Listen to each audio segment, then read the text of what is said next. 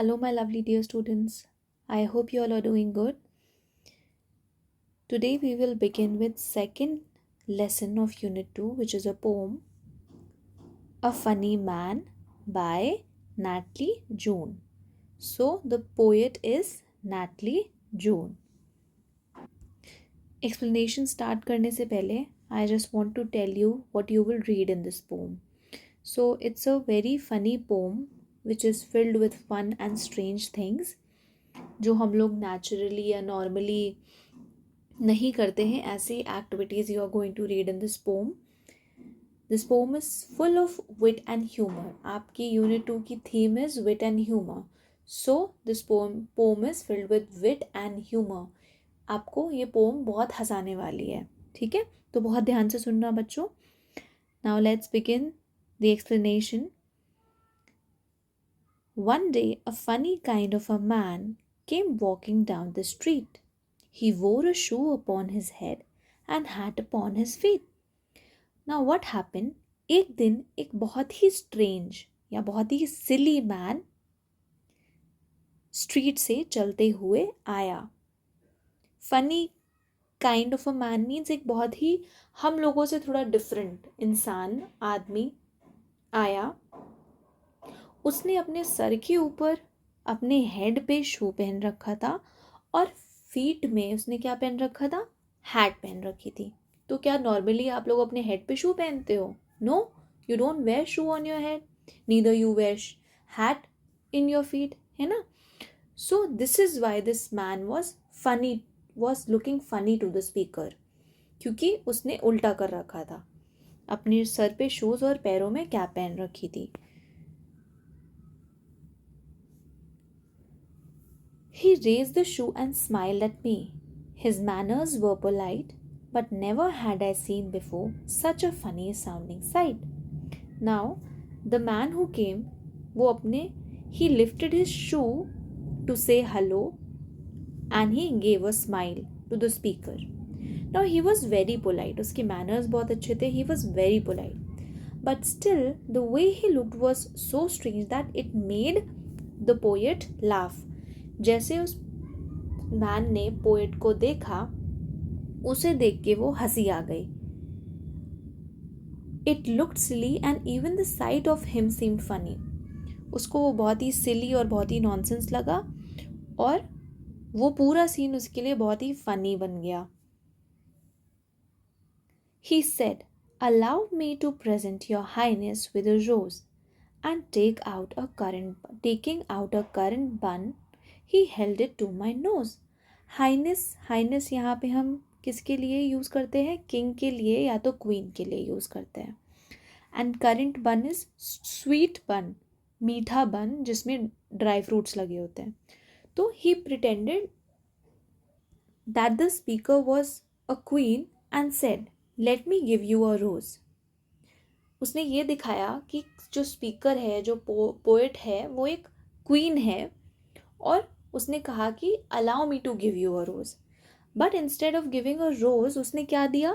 उसने अपने पॉकेट से एक करंट बन पुल किया, एक स्वीट बन निकाला और वो बिल्कुल उसकी नोज़ के पास ले गया. जैसे हम रोज़ को स्मेल करते हैं ना अपनी नोज़ के पास ले जाके, वैसे ही उसने करंट बन को उसकी नोज़ के पास ले गया.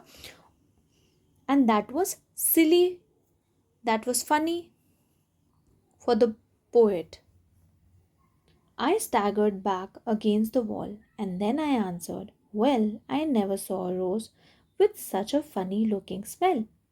Now अब जो पोएट थी वो एकदम से घबरा जाती है, शॉक हो जाती है, तो वो एकदम से पीछे हो जाती है, स्टेप बैक कर लेती है और कहती है कि वाओ, अभी तक मैंने एक ऐसा रोज़ नहीं देखा that look like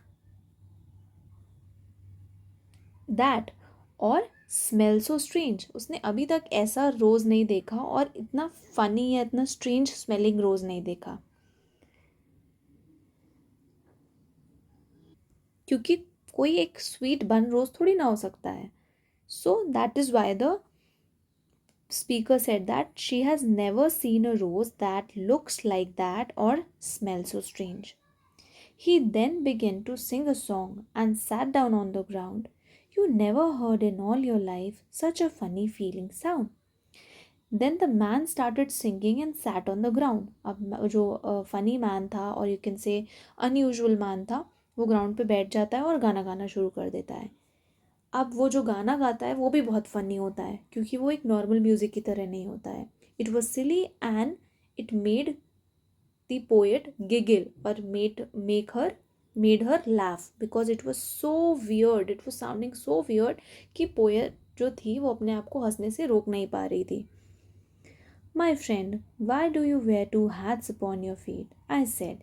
He turned the other way about and hopped home on his head. अब finally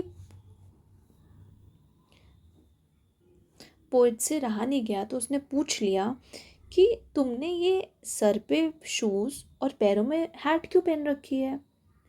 but instead of answering the poet, वो एकदम से घूमा और अपने सर के बल चल के चला गया. कैसे गया? सर के बल चल के गया, ना कि अपने फीट पे. नॉर्मल पर्सन कैसे चलते हैं? अपने फीट पे चलते हैं. So this was again the funniest and the strangest part for the poet. Now this is the end of the poem. Children, you have seen कि कैसे जो स्ट्रेंज लुकिंग मैन था या फनी लुकिंग मैन था वो कैसी nonsense हरकतें करता है, सिली थिंग्स करता है जिससे पोएट को बहुत हंसी आती है ना. So this is how this poem is witty and humorous. Now in this poem you have learned that it is made to make you laugh, because sometimes things don't have to make sense to be fun. The man in the poem act in a silly and unexpected ways, and that's what make the poem enjoyable and playful. So I hope you have understood this poem. अगर कोई doubt हो, question हो, you all can ask me in the comment section. I'm there to help you out. और बच्चों, इस pome की exercises बहुत ही ईजी हैं. Now I want you all to solve this exercise by your self. अगर आपको खुद कुछ नहीं समझ में आता है तो मुझसे पूछ लेना, मैं आपको कमेंट सेक्शन में आंसर्स बता दूंगी.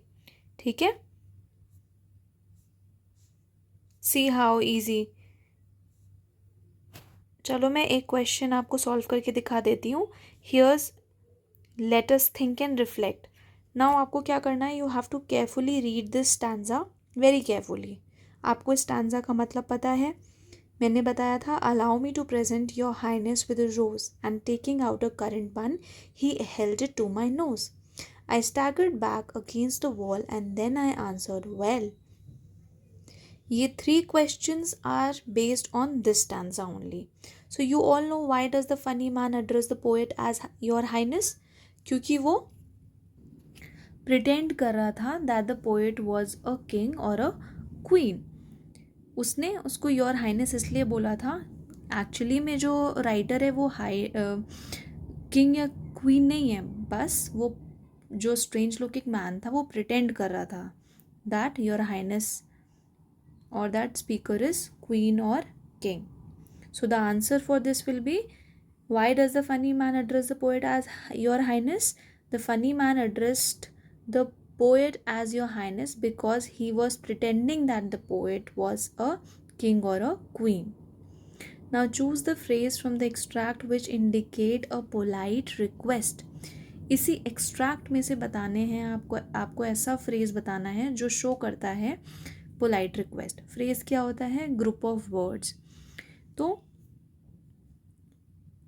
Allow me to present is the phrase which indicates polite request. Now choose the option which shows a currant बन. Which option is showing current बन, children? Image 2. Image 1 is looking like a potato. Image 3 is a donut. Image 4 is a plain bun, or you can say pav. Pav is in Hindi. So the answer is image 2. ऐसे ही बाकी questions आप पढ़ के अपने आप solve कर लोगे. अगर आपने एक्सप्लेनेशन इजीली देख लिया है, आपको इजीली समझ में आ गया, तो you will be able to solve it. Thank you, children. Have a good day.